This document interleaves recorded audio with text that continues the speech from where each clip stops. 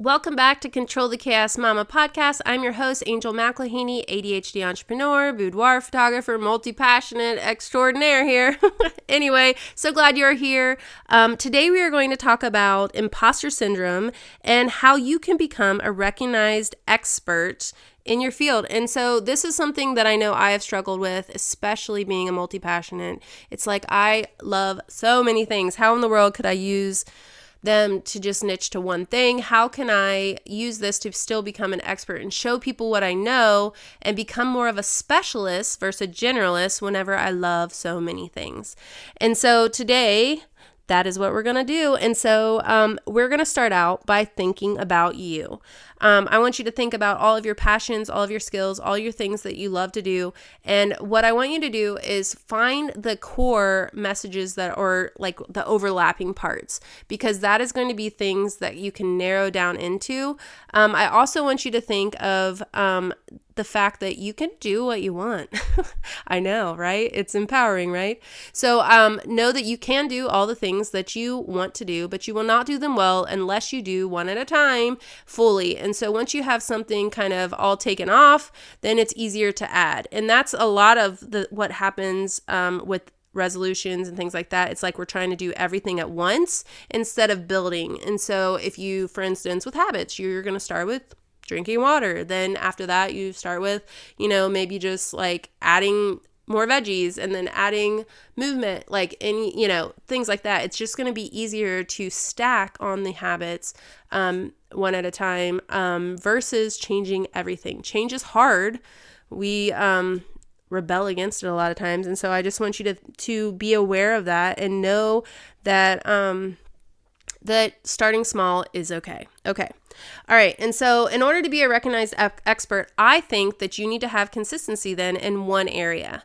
And so with me, that is podcasting. And so if you like to talk more than you like to be on video or write, then podcasting might be a good way for you to be consistent that way. Right now I'm batching episodes, so I'm able to do multiple episodes at one time. I'm doing it based on cycle syncing. Go check out that episode 35, I believe.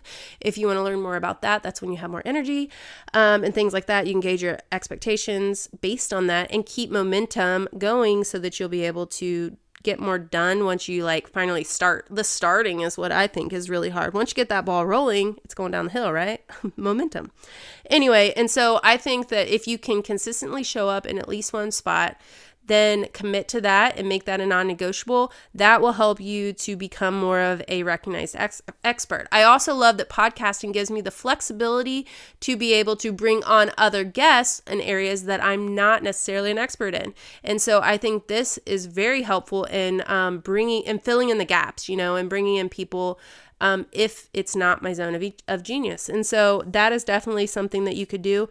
But consistency a lot of times is a struggle. It's almost like a bad word whenever it comes to ADHD. And so knowing that it's okay to just start back. You do not have to announce it. You do not have to tell people. They probably didn't notice you were gone. So as soon as you are ready to kind of come back, just know that you full on just start. And so doing that next right step, whatever that looks like for you, is going to be super helpful in becoming and owning that you are an expert. Also, a lot of people like to have a little piece of paper that says you are an expert, you are awesome, and you did this course. And that is totally fine. If you need that piece of paper to do that, then do it. Just know that I'm a successful photographer and I didn't get a piece of paper that said that.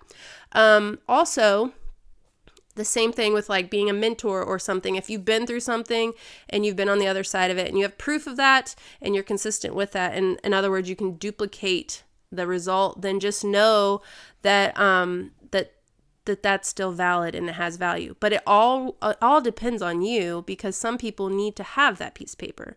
Just like some people can show up confident looking, with the mom bun and no makeup and all that. And other people, they need to kind of turn into a persona where they step into almost like a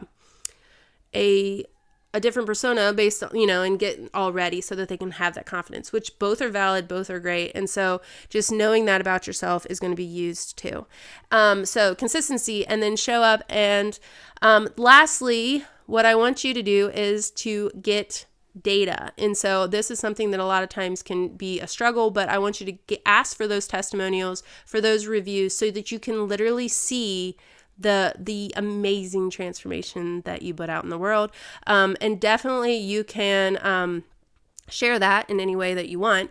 But I think those 3 steps will help you to become an expert, own what you know, and finally step into being more of a specialist in your area. I hope that this episode was helpful for you, and let's connect over on social media at angel.mcilhaney or Control the Chaos Mama podcast. And until next time, wishing you joy and abundance, Angel.